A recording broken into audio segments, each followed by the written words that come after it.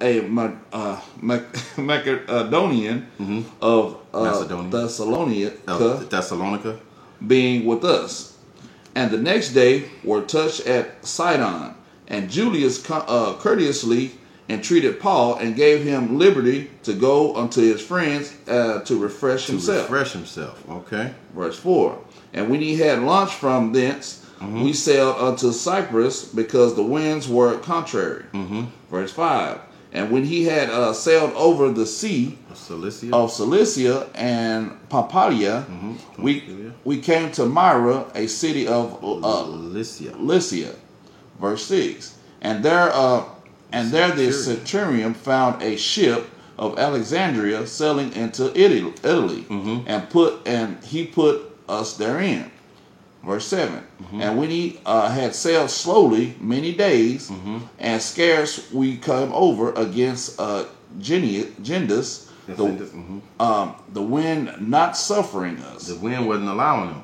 Okay, so they sailed under. Go ahead. We sailed under Crete over a giant Solomon. Over against Solomon. That's the city. Okay. Solomon. Verse 8. And hardly passing it, came unto a place which is called the Fair Havens. Nigh whereunto was the city of Lasea. Close to another city. Right. Go ahead. So verse 9. Verse 9. Now, when much time was spent, and when sailing was now dangerous, because the fast was now already died past, Paul admonished them. Verse 10. And said unto them, Sirs, I perceive that this voyage will be with hurt and much damage, not only of lading and ship, but also of our lives. Okay, so this trip was a very trying trip for Paul. Okay, to get over to these cities. Okay, so when we get 11, yeah, let's go to 11. You said 1 through 11, right? All right. Well, you know what? Let me see.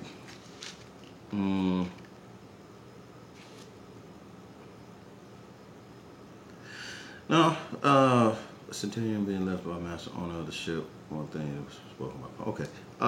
No, it's okay. We good. I just wanted to show the fact that the next day he was refreshed, and it was the 10th day had passed. It was an atonement for him. You know what I'm saying? When he admonished them, like, hey, you know, now y'all can go ahead and eat, because it was a hard day. It was almost, like you said, it was much damage to not only the ship, but also their lives. Like they was, what's the word? Afflicted through that whole journey. Okay. You see what I'm saying? So, which was the day of atonement for them. There you go. There you go. Gotcha. So he went through much afflictions. Let's go to Romans. Let's go to the book of Romans, chapter 5. Right after Acts 5. Corinthians 4. And then we're going to start at verse 8. Verse 8. 5 and 8. All right. Let's get it. We're going to just go 9 through, we do 9 through 10. You don't want 8? Yeah. I mean, sorry, 8 through 11. 8 through 11. All yeah. Right. Romans chapter 5, verse 8. But Ahiah commanded his love towards us, and that while we were yet sinners, Yeshua died for us. He died for us. So he died while we were still in the midst of our sins. Continue. Much more then, being now justified by his blood, we shall be saved from wrath through him. So we're saved through Christ, through his going to the cross, being that innocent blood that was slain for our sins, as we do the animals, as we did under the law of Moses. Continue. For if when we were enemies, we were reconciled by Ahiah. So we was enemies to God because we was breaking the commandments. So anybody that's a transgressor of the law is an enemy of God. So we reconciled to God not as an enemy, but as his children through Christ. But continue. By the death of his son, much more being reconciled, we shall be saved by his life. Much more being reconciled through the life of Christ. So this Day of Atonement is very, very important for us to remember that through the shedding of his blood and the loss of his life for our sins is how we then not become enemies of God. How we are now being drawn closer. And we must remember that on this day. It's a solemn day to afflict ourselves for the pain, for the beating, for all the turmoil and the wrath that he went through just to even get to the cross to die for us. We should remember that. We should be humbled by that. We should also remember when we're devouring animals' flesh that we should be abstaining from it. Even though we've been taught in this culture, in the Western society, that we should eat hamburgers, hot dogs, pork chops, shrimp, crab, lobster, all of this foul food. We should be abstaining from those meats, especially when you understand the purpose of Christ going to the cross. I just wanted to emphasize that again, to our people, especially for the ones who are in the truth. You already know to abstain from unclean meats and foods.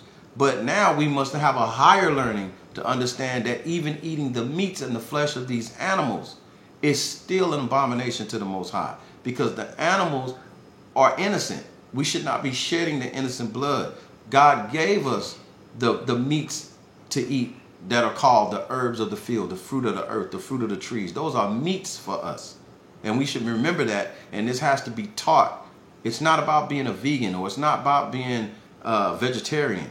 It's just about following the healthy diet that the Most High gave us in the beginning. And that's what it's going to go to when Christ returns, whether you guys believe that or not. We're not going to be killing and slaughtering animals in the kingdom to come. So you might as well start practicing your righteous acts here on earth by trying to abstain from meats. Now, I'm not trying to tell everybody to go out there and stop cold turkey eating meats, because I struggle with it every day just like anyone else. But I strive for that perfection through Christ, to not eat as much as I did when I was blind to the truth and not understanding it. Okay, finish the last verse. Verse 11. And not only so, but we also joy in Ahiah, through our Lord Yeshua, Through Shia, by whom we have now received the atonement. So we've now received that atonement. Okay, family, so with that, you know what I'm saying, I'm going to end the lesson. I pray that you guys have a blessed and wonderful, beautiful Sabbath today. I pray that this lesson has been an edification and learning for you through the ministry of this word. And like I said, for anyone who's sick or on medication, or you got children, talk to your local doctors, your physicians before fasting for a full day, going without food and things to drink like sweets. Of course, I would recommend anybody to drink water, but it is a pure day of fasting. So we must be fasting and praying and giving homage and praises up to the Most High and thanking him for sending his word to redeem the children of Israel and waking us up in this last day. All right, I'm Akmanatazak. This is Ak, Brother Wayne. Shalom. Shalom. Shalom, and be blessed, and we're out.